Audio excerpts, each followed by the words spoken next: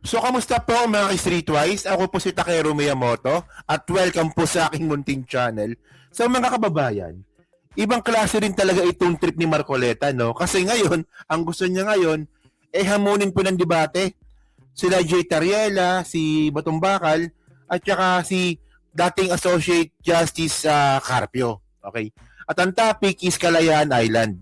Alam niyo, nakakatawa kasi dito, ano pang pagdidebatehan natin dito? Kasi in the first place, akala ko ba misquoted ka? 'Di ba sabi dati ni Marcoleta, 'di ba, nung hearing sa Senado, na ipamigay na lang 'yan, yung Kalayaan Island na 'yan. Tapos nung nag-privilege speech po siya, ang sabi niya naman, na-misquote daw po siya. Hindi niya naman daw talaga sinabi 'yon. O saan ang pagdidebatehan doon? Gago pala to no? So para makuha natin yung point natin dito, no? So ito yung ito yung balita from GMA News. Okay. So sabi dito, Marcoleta dares Tariela to friendly debate over Kalayaan remark. So Senador Rodante Marcoleta on Monday challenged Philippine Coast Guard spokesperson for the West Philippine Sea, Commodore J. Tariela, to a friendly debate. As a response to Tariela's earlier invitation for the lawmaker to join a maritime domain awareness flight to the Kalayaan Island Group. Okay. Alam niyo, no, ang sabi lang naman ni Jay Tariela, para maging aware ka, Marcoleta, sumama ka sa amin sa Kalayaan. Ngayon, ang sagot ni Marcoleta, magdebate tayo. Actually, ito yung ibig ko sabihin Ano pa yung pagdidebatihan natin sa Kalayaan Island Group kung sa atin talaga yan? Anong pagdidebatihan natin dyan? Alam nyo, nagpapapansin lang po yan si Marcoleta. No? Nagpapapansin lang po yan. Manlilin lang na naman po yan.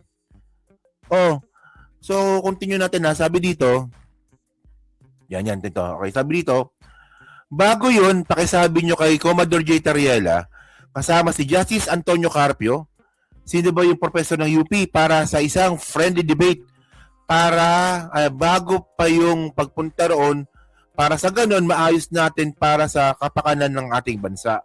Puta baka kapakanan ng China. Marcoleta said in ambush interview. Okay.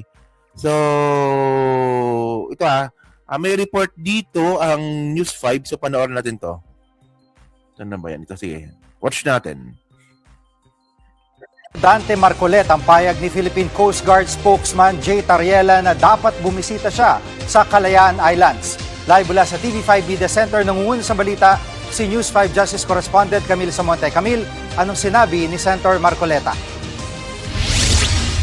Jiggy, hinamon ni Senator Rodante Marcoleta sa isang debate si Philippine Coast Guard spokesperson for West Philippine Sea, Commodore J. Tariela. Yan ay matapos nga ang pahayag ni Tariela na dapat sumama si Marcoleta sa isang Maritime Domain Awareness Flight o yung pagpapatrolya sa mga teritoryo ng Pilipinas kabilang ang West Philippine Sea. Sinabi yan ni Tariela matapos ngang mabanggit ni Marcoleta sa isang pagdinig ng Commission on Appointments itong nakaraang linggo na dapat nang isuko ang Kalayaan Island Group o KIG dahil wala naman daw ito sa ating Exclusive Economic Zone o EEZ. Pero kumambyo rin si Marcoleta sa pahayag niyang yan. Paglilinaw niya, wala siyang sinabing dapat isuko. Pinaikli lang daw ang konteksto ng kanyang pahayag. Sa isang ambush interview kanina, sinabi na Marcoleta... So, sinasabi ko nga sa inyo, di ba? Sa hindi lang po nakakaalam, sinabi po talaga ni Marcoleta yan dun sa hearing sa CA. No, na ano bang pagpapatayan natin dito? Ito yung sabi ni Marcoleta mismo Ano bang pagpapatayan natin dyan? Ano bang ibubus ng buhay natin dyan? Hindi naman parte ng EEZ. Yung kalayaan na yan. So much better, isuko na lang natin yan. I-give up na lang natin yan. Oo. So ngayon, syempre, marami nagalit. No? At may mga alam kong gusto pa atang idemanda si Marcoleta. No? So ngayon, ang ginawa ni Marcoleta, kumambyo. Na-occasion naman, hindi ko naman sinabi yun, na-misquote lang ako. O ngayon, maghamon ka ng debate, so para saan pa? Di ba? Kasi kung ito yung point natin Kung sinabi ni Marcoleta na misquoted siya, at sinabi rin ni Marcoleta no na, yung kalayaan na yun, atin yan, at yun din naman po yung stand nila ni Jay Tariela, so ano pagdidebatehan ninyo? Di ba, napapapansin ka lang naman kasi ang gusto lang talaga ni Marcoleta dito, no, na makapuntos lang po dito sa mga appointing nga po ni PBBM. Ayun na naman gusto niyan Yung makapuntos lang Oh. So, continue natin Sige. Na dapat magharap sila ni Tariela sa isang debate para pag-usapan ang issue. Narito ang pahayag ni Senator Marcoleta. Pero mas mabuting gawin dun. Bago yun, pakisabi niyo kay Commodore Tariela, kasama si Justice Carpio. And sino ba yung professor sa UP? Si Batong Bakal. Para sa isang friendly debate. Bago po yung pagpunta doon.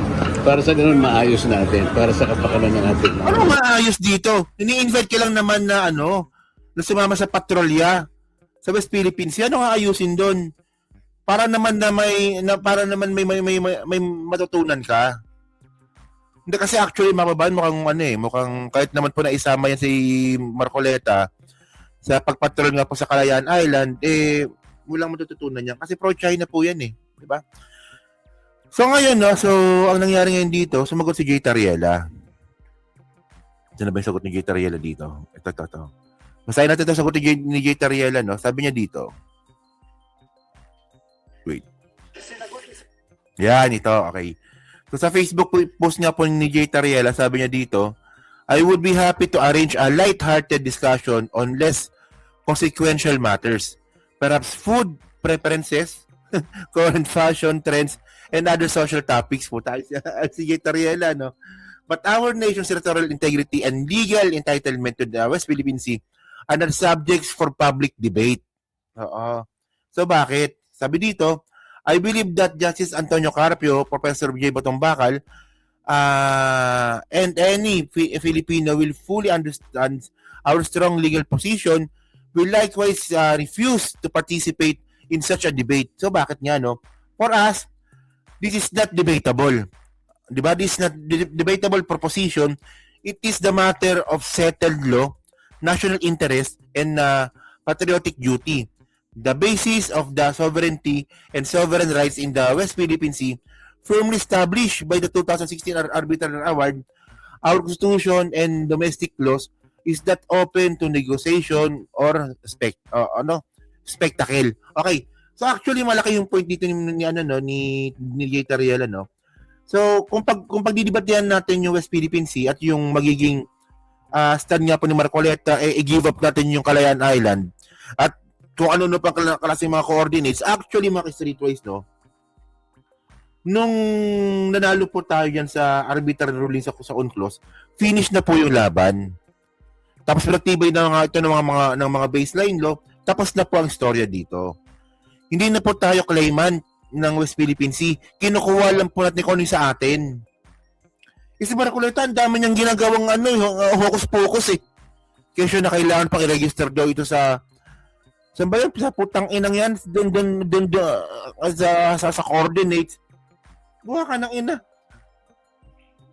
Actually, yung sa UNCLOS pa lang, finish na po yung laban doon. Di ba malinaw naman po yung yung ruling ng UNCLOS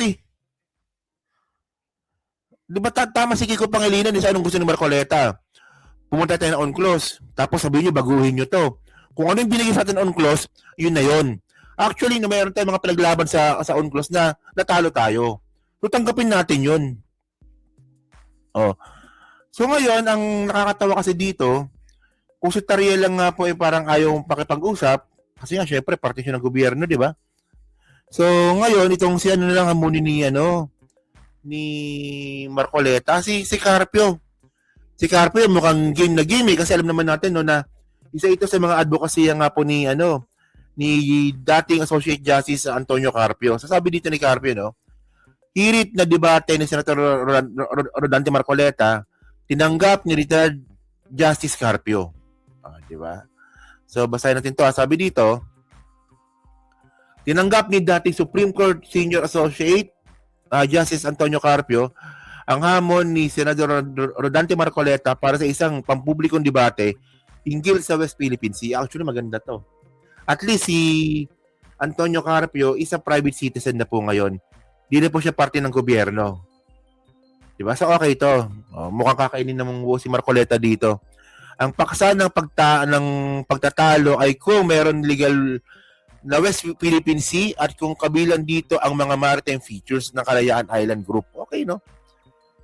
So nagsimula ang kontrobersya matapos ipahayag ni Marcoleta na maaring isuko ng Pilipinas ang ilang bahagi ng KIG dahil umano'y hindi ito sakop ng exclusive economic zone ng bansa. Tanga talaga to, no? Tanga talaga si Marcoleta, no? Bobo.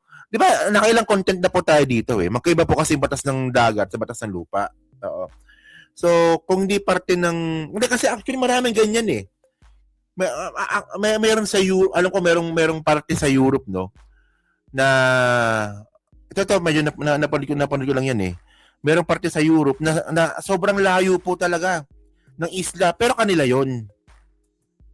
Hindi pinag-usapan doon kung parte ba yan ng exclusive economic zone. Di ba pinag-usapan dito sino ba yung mga nakatira doon, sino ba nag-occupy diyan. So kasi kabobohan to eh. So, hanapin ko ang sinasabi ko dito. Yun, so ito nakita ko na, no? Hinanap ko pa talaga to, para papatunayan lang natin yung point natin kay Marcoleta, no? So meron kasi isang isla po, no? Na ito po yung territory ng Europe. Itong Tristan da Cunha. Pero sobrang layo talaga nito sa Europe. Sobrang layo to. Napaka-remote ng island po na yan. Pwede nyo yung i-search sa Google yan, ha? Pero may mga nakatira po dyan. Oo. So, occupied po yun ng Europe. So, ibig sabihin ito, pagmamayari ng Europe yan. Hindi dito pinag-usapan na yung nautical miles ng EEZ. Tanda natin na yung Europe, merong may dagat din po yan. So, meron din silang exclusive economic zone. Parang sa Pilipinas din. Pero yan na, yung isla na yan, so sobrang layo po niyan. Inaabot ata ng 1 linggo bago ka makapunta kasi walang airport. So, dagat talaga yan, 1 linggo. Pero yan po, pagmamayari po ng Europe. UK ata, no, kung doon nakakamali. Di ba? So, yun yung point natin dito. Hindi basihan Marcoleta na kailangan parte ng EEZ para maging teritoryo natin. Tanga ka lang talaga. Di ba? Yun. So, yun mga kabayan, no? So, kayo po, ano masabi nyo nga po dito, no, sa paghahamon nga ng debate ni Marcoleta? Well, para sa akin, ito yung mga bagay na dapat din na po pinapatulan ng gobyernong ito. Well, kung si Associate Justice Carpio naman po yung tatanggap, so para sa akin, okay lang po yan. Kasi at least si Justice Carpio, magsasalita lang po yan, makipagdebate lang po yan, base po sa kanyang sarili. Hindi po damay ang gobyerno. Kasi maghahanap lang ng puntos yan si Marcoleta. Oo. Malilin lang po yan eh. Oo. Maghahanap lang po yan ng ibubutas. Kahit walang butas, bubutasan niya yan, tapos gagawa niya ng narrative. So, dado na po natin yan, gago yan eh, di ba? So, yun mga kababayan, so kayo po, ano masabi nyo nga po dito? So, ang tanong nga natin dito, dapat bang patulan, no, ng gobyernong ito? Especially nga po ni Jay Tariela, yung pag-ahamon nga po ni Marcoleta ng debate. Di ba? So, yun na, so comment lang po sa baba at binabasa ko pong lahat yan. At syempre, yan dyan sa replay, no? So, pa-like, pa-subscribe, di makalabasan pa siya na ng content natin ngayon. So, thank you mga kababayan. Kita na lang ulit tayo sa susunod nating content. So, thank you. Salamat and bye-bye.